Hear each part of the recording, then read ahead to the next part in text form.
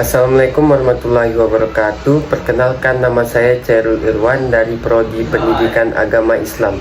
Di sini saya akan menjelaskan tugas UAS perbandingan pendidikan yang diberikan dosen saya, yaitu soal-soal yang akan saya jawab seperti berikut ini.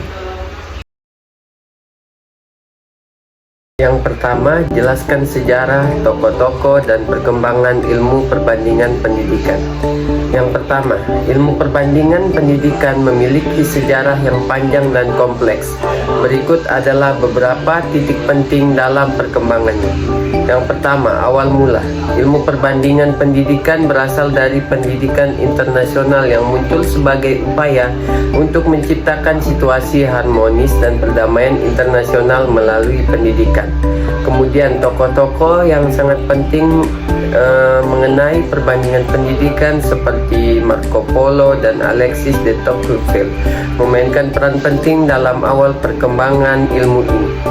Pengembangan pendidikan perbandingan sebagai disiplin ilmu terletak pada batasan antara kemanusiaan dan ilmu pengetahuan mirip dengan filsafat. Kemudian tokoh yang kedua, Nicholas Hans, menjelaskan bahwa pendidikan perbandingan sebagai perbandingan kebijakan publik atau kebijakan pendidikan antar negara. Kemudian yang kedua, jelaskan perbandingan pendidikan pada negara Mesir, Amerika, Australia, Belanda, Jepang, Finlandia, Korea, Malaysia, dan Indonesia berdasarkan aspek-aspeknya, yaitu sistem, problematika, dan kebijakan pendidikan.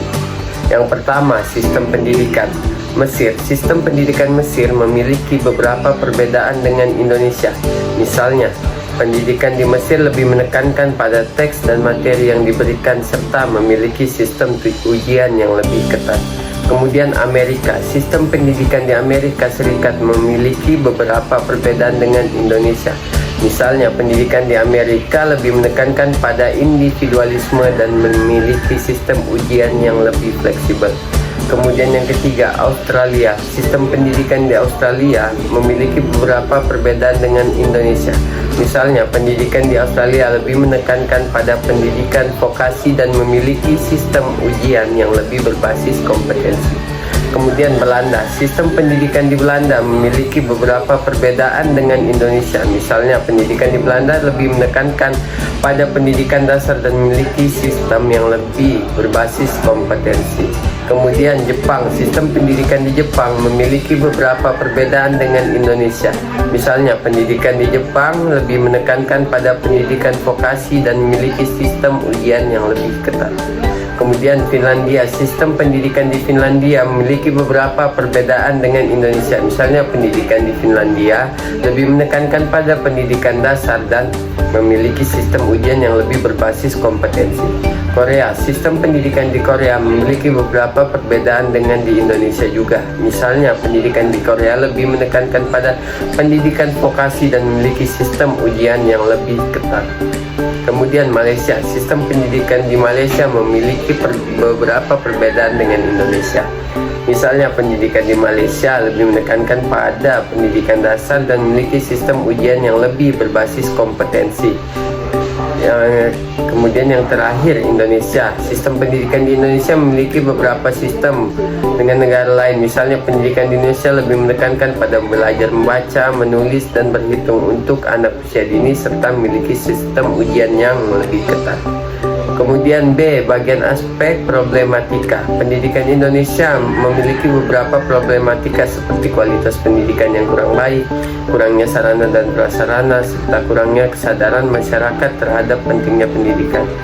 Kemudian pendidikan Mesir memiliki beberapa problematika seperti kurangnya kesadaran masyarakat, seperti pentingnya pendidikan serta kurangnya sarana dan prasarana pendidikan. Kemudian pendidikan Amerika memiliki problematika seperti kurangnya kesadaran masyarakat terhadap pentingnya pendidikan serta kurangnya sarana dan prasarana pendidikan. Kemudian yang terakhir, kebijakan pendidikan Indonesia. Kebijakan pendidikan di Indonesia memiliki beberapa perbedaan dengan negara lain. Misalnya, kebijakan pendidikan di Indonesia lebih menekankan pada pendidikan dasar dan memiliki sistem ujian yang lebih ketat. Kemudian Mesir, kebijakan pendidikan di Mesir memiliki beberapa perbedaan dengan Indonesia. Misalnya, kebijakan pendidikan di Mesir lebih menekankan pada pendidikan vokasi dan memiliki sistem ujian yang lebih ketat. Amerika, kebijakan pendidikan di Amerika Serikat memiliki beberapa perbedaan dengan Indonesia. Misalnya, kebijakan pendidikan di Amerika lebih menekankan pada individualisme dan memiliki sistem ujian yang lebih fleksibel. Kemudian Belanda, kebijakan pendidikan di Belanda memiliki beberapa perbedaan dengan Indonesia. Misalnya, kebijakan di Belanda, pendidikan di Belanda lebih menekankan pada pendidikan dasar dan memiliki sistem ujian yang lebih berbasis kompetensi. Kemudian Jepang, kebijakan pendidikan di Jepang memiliki beberapa perbedaan dengan Indonesia.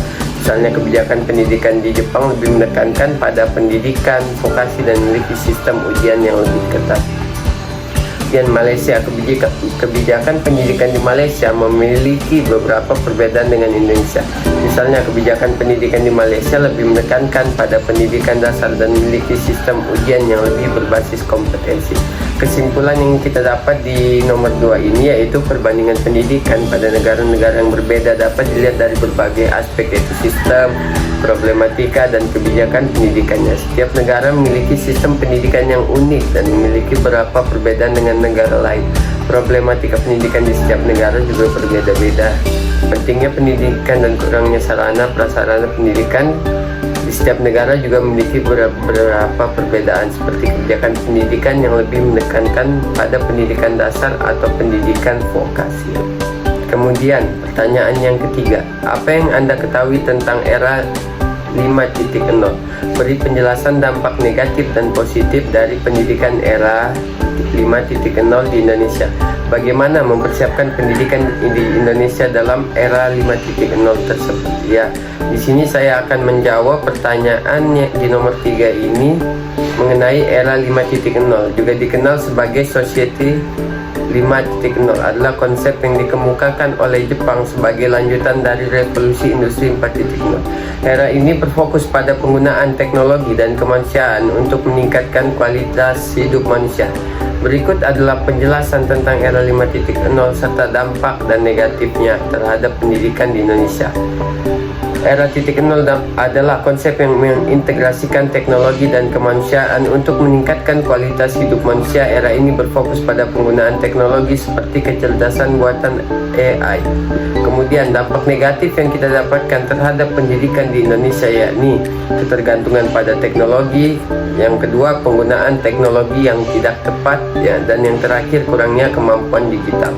Kemudian dampak positif yang kita dapat dari pendidikan era 5.0 ini di Indonesia ini peningkatan kualitas pendidikan, peningkatan kemampuan digital, dan peningkatan kemampuan problem solving. Kemudian persiapan pendidikan di Indonesia menghadapi era 5.0 ini yaitu pengembangan kemampuan digital, penggunaan teknologi yang tepat, pengembangan kemampuan problem solving. Kesimpulan yang kita dapat memiliki dampak negatif dan positif terhadap pendidikan di Indonesia. Untuk menghadapi era 5.0, pendidikan di Indonesia harus meningkatkan kemampuan digital, penggunaan teknologi yang tepat, dan pengembangan kemampuan problem solving. Oke, terima kasih. Itulah pesan singkat yang saya dapat berikan. Semoga dapat bermanfaat bagi teman-teman mengenai tugas UAS perbandingan pendidikan ini. Oke, saya akhiri. Assalamualaikum warahmatullahi wabarakatuh.